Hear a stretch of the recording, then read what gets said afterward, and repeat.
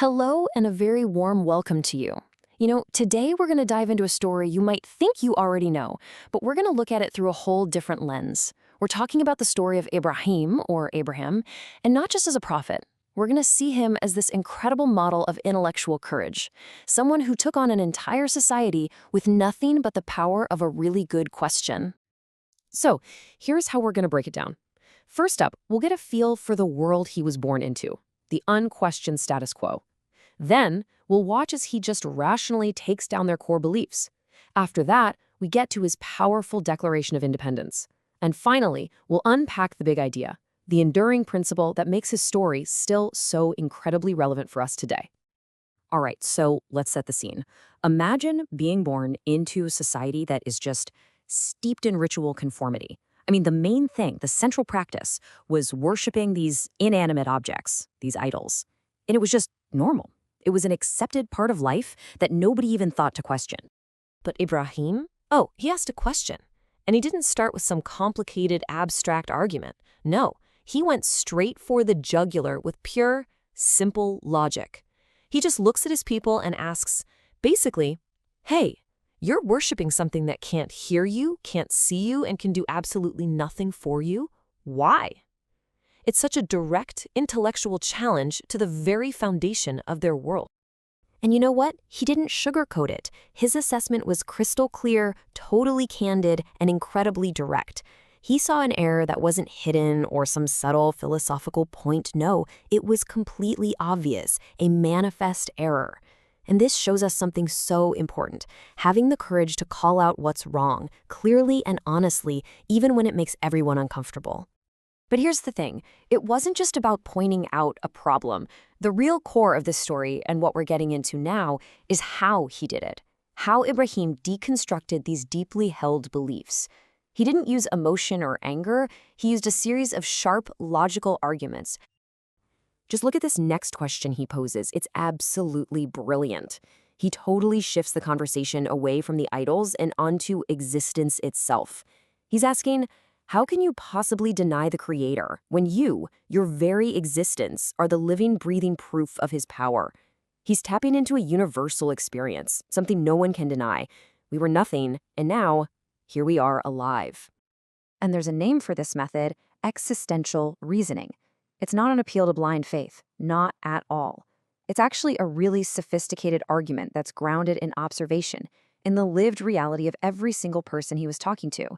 He's literally using the facts of life as his evidence. So his logic just flows in this perfect rational sequence. It starts with a fact you can't argue with. You were given life. Then it moves to another absolute certainty. You will face death. And from there, the argument builds to this conclusion you just can't escape. You're gonna return to the one who started this whole cycle. He's building a case that's basically irrefutable because it's based on their own lives.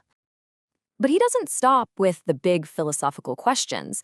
He applies this exact same reasoning to their whole social structure.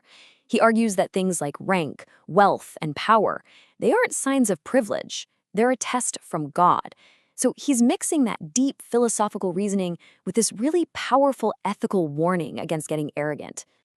Okay, so after laying out all the logical problems with his society's beliefs, Ibrahim's private thoughts are about to become very, very public. This next phase is all about that moment where intellectual clarity turns into a courageous, decisive break from everything he's ever known. And this is it.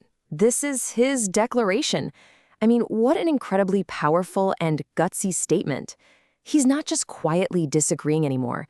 He is publicly, formally, cutting ties with the foundational beliefs of his family, his friends, his entire community. This is what intellectual and spiritual independence looks like in its purest form. And the contrast he draws between the two paths couldn't be more stark. On one side, you've got his path, a reasoned faith in a creator who actually guides him, a path grounded in trust. And on the other side, his people's path, worshiping silent, powerless creations, grounded in nothing more than this is how we've always done it. He's not just rejecting their way, he's laying out a clear, superior alternative.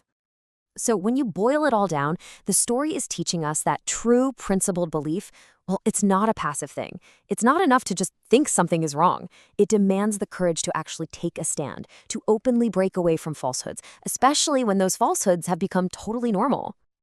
So let's just zoom out for a second. Why are we still talking about this story thousands of years later? What makes it such a timeless model for courage? Well, let's look at the huge enduring principles this story establishes, how it bridges that gap between one person's conviction and the potential for real social change. See, Ibrahim becomes this archetype of intellectual and moral clarity. His faith is reasoned, right? It's built on asking the tough questions. His courage is proactive. It pushes him to act on what he believes. His dissent is articulated. He actually gives a voice to his rejection of what's wrong. And at the end of the day, his clarity comes from a guidance that's way beyond simple peer pressure. The sources say that God placed a firm principle in his heart. Now, this isn't just some passing thought. It's a divinely reinforced wisdom. Think of it like a solid anchor in the truth. And it's this principle that gives someone the clarity to see things as they really are, and the foundation to guide others, not with flashy charisma, but with real substance and truth. And so, this whole story of Ibrahim, it's not just a history lesson. It's a timeless challenge to every single one of us. It leaves us with this question. What are the unquestioned norms, the accepted ideas, the idols of our time that are just waiting for someone with the courage to ask a simple, rational question?